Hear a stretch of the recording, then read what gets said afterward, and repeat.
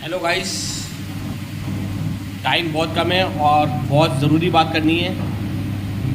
आपके जो भी पीएसयू बैंक्स में अकाउंट है, चाहे वो यूनियन बैंक हो चाहे वो कैनरा बैंक हो, तो आपके लिए बहुत अलर्ट जोन है।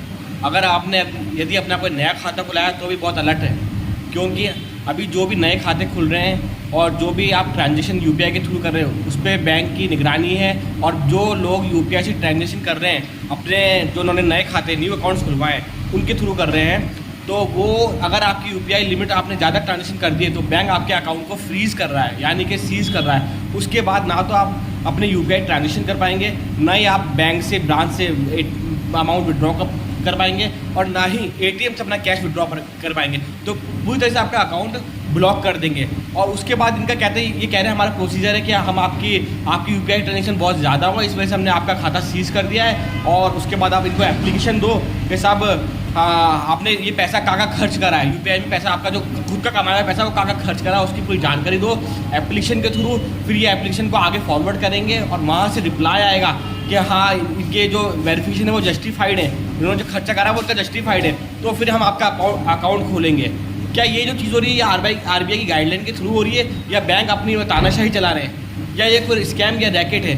इस बात का पता लगाना बहुत ज़रूरी है। और ये जो चीज़ है ये मेरे साथ हो चुकी है, और आज मैं बैंक से आया हूँ और बैंक वालों ने मुझे यही बोला है, और उन्होंने मुझे ये बोला कि कल हमारा रिप्रेजेंटेटिव आएगा और आपके घर आके आपके घर विजिट करेगा और ये देखेगा कि आप यहाँ रहते हैं नहीं रहते।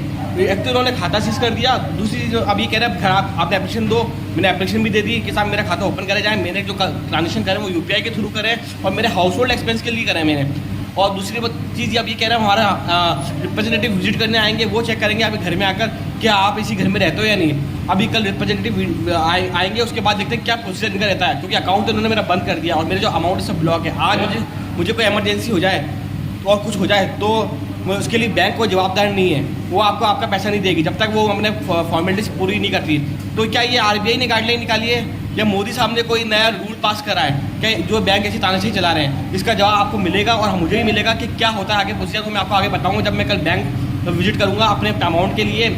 अगर रिप्रेजेंटेटिव आता है तो ठीक है, नहीं तो मैं तो बैंक विजिट करूंगा और उनसे बात करूंगा भाई कब तक मेरा पैसा मेरे को अकाउंट में वापस विड्रॉ होने के लिए अवेलेबल हो जाएगा, क्योंकि अभी तो इन्होंने डिसेबल कर रखा है। तो कल देखते हैं और आप मेरे से जुड़े रहिए, हम इसकी बात को आगे तक आरबीआई तक पहुँचाएंगे। अगर ये कोई स्कैम है, कोई फ्रॉड बैंक कर रही है हमारे साथ, तो हम आगे इसको देखते हैं। And thank you for watching this.